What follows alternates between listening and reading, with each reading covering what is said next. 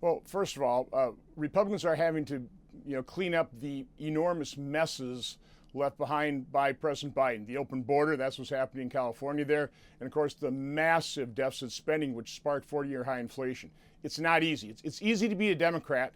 Just spend money, mortgage our kids' future, promise people, never deliver on the promises, never get held accountable by the media. So it's easy to be a Democrat. It's pretty hard doing what we're trying to do. So I'm a big supporter of President Trump. He's doing things that no other president would do that need to be done. As far as it goes, I'm a supporter of what's in the big, beautiful bill. My problem is it's just because it's so hard, it's not going far enough. And if we just pass this, if it's a one and done, we will not be really addressing the major problem here in terms of massive growing deficits and debt. Yes, that's the top priority of government, is to protect Americans, to defend our border, defend our nation. So unfortunately, the Democrats opened up the border, fled millions of people flooding this country, some of them violent criminals, violent gang members, members of transnational criminal organizations, human drug and sex traffickers. That's what President Trump is having to deal with. That's what Democrats left for us. So again, that takes money. And unfortunately, they also pretty well mortgaged our children's future with massive deficits. President Biden had an average deficit of $1.9 trillion. Obama, his last term, $550 billion average deficits. Trump had to do deals with Democrats, $810.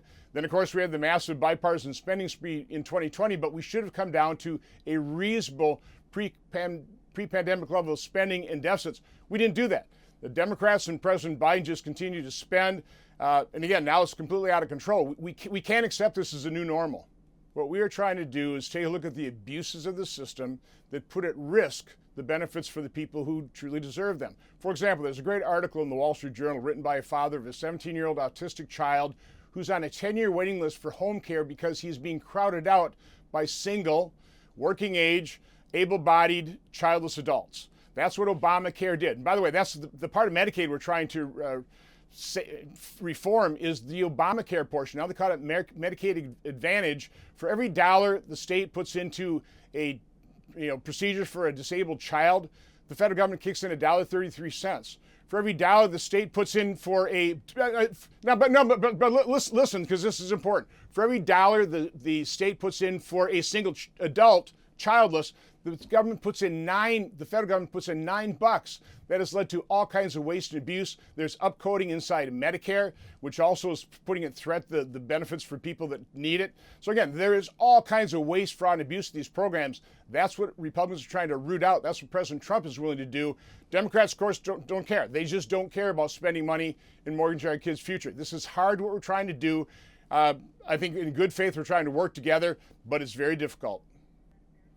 No, I've had harsh words about the fact that we're mortgaging our kids' future, that we've incurred on average $1.9 trillion deficits, and we're going to incur another $22 trillion deficits over the next 10 years, and that's probably a rosy scenario. I've had harsh words for our current situation, and my only problem with this bill is it just doesn't go far enough to address that big mess. Well, nothing's really changed. I'll be sitting down with the White House economic team. I'm finishing up a report. I'll be issuing that next week that lays out exactly what this is. It gives different growth scenarios, showing how difficult it is going to be to grow our way out of this. I'm all for economic growth. We have to address spending. We don't have a revenue problem. We have a spending problem, and this bill just doesn't go far enough to address that problem.